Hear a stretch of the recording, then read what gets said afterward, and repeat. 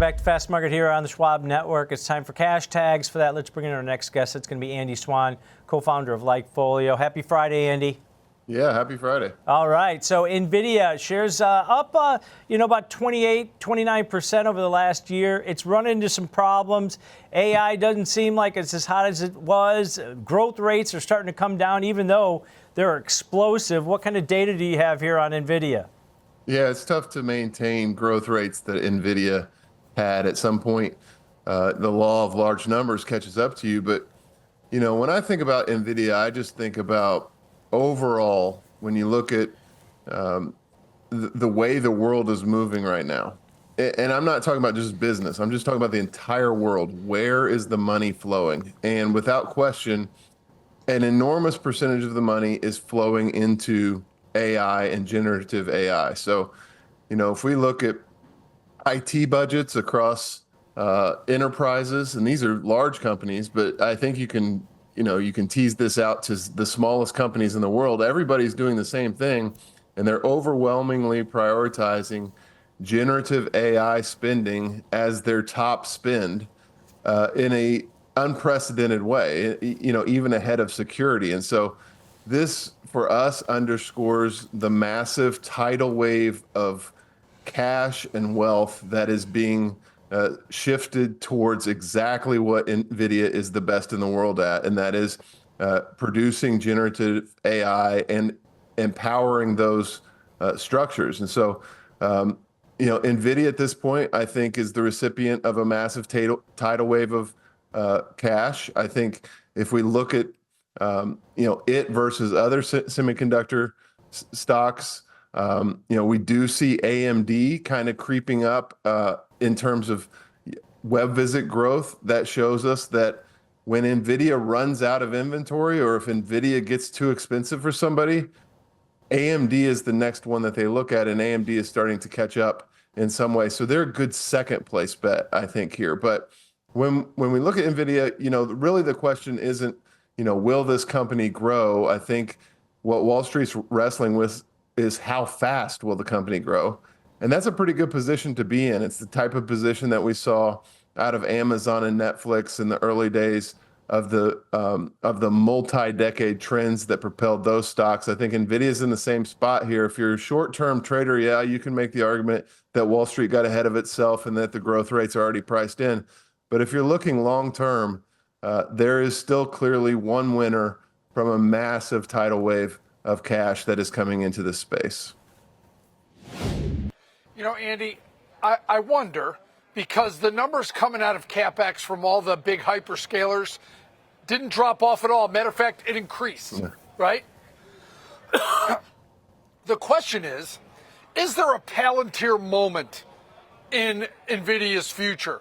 Is there where they stop selling to hyperscalers and sell to everyone, every single person, right? Is there some moment that takes this stock back up to crazy, popularity levels again? Because it seems like just complacency breeds contempt on this name, and they're so used to it being good that they're bored with it. When the numbers keep coming in, they've got a Rubin chip sitting in the future waiting behind the Blackwell chip that they claim is sold out, and all the numbers just keep getting better. You've got good news out of, pulling back the Biden laws about who they can sell to and changing the H20 chip for China. There is some good news, but is there that moment coming, Andy? I guess that's what I'm asking. Yeah, I think there is, but I think it's probably a little ways out. They have been absolutely inundated with orders, the kind of gold rush that, even the genius executors at NVIDIA, and I do think these are some of the best executive team potentially in the world, even they couldn't have seen coming what happened. And so they're playing catch up in terms of every product that they make sells out before they can produce it. They are very good at reinvesting in technology. They understand that they have to stay ahead. They've proven that over, well over a decade in terms of innovation. And so I think eventually this company is the best bet for a company that comes out with, like you said, that kind of mom and pop chip that allows every Apple laptop to be as powerful as the data centers that they're selling today. Is that 1 year, 2 years away? Probably not. It's probably 5 to 10 years away. But if you're going to pick one company that's going to be most likely to achieve something truly revolutionary and truly democratize these capabilities, you'd have to put your money on NVIDIA, not just because they're the leader right now, but because historically they have shown an absolutely impeccable approach to innovating and reinvesting the profits that they make in the next generation of chips and technology. And I think they'll continue to do that. Yeah, I want the Jetsons, and I think NVIDIA is going to be right in the mix there, if not leading the charge here, Andy. But you look at this on a longer term. I mean, NVIDIA's had a spectacular run at this point. Here's a 3-year chart. I mean, the stock was under $11, 2.5, 3 years ago. At this point. So it's had a good run. Valuations have come down as stocks pulled back about 24% from its all-time highs. Are investors missing out on this name right now, Andy, or is this an opportunity according to your data? Yeah, I think it really depends on your time frame. I think if your time frame is, 6 weeks or 6 months, then anything's possible. It's a highly volatile name.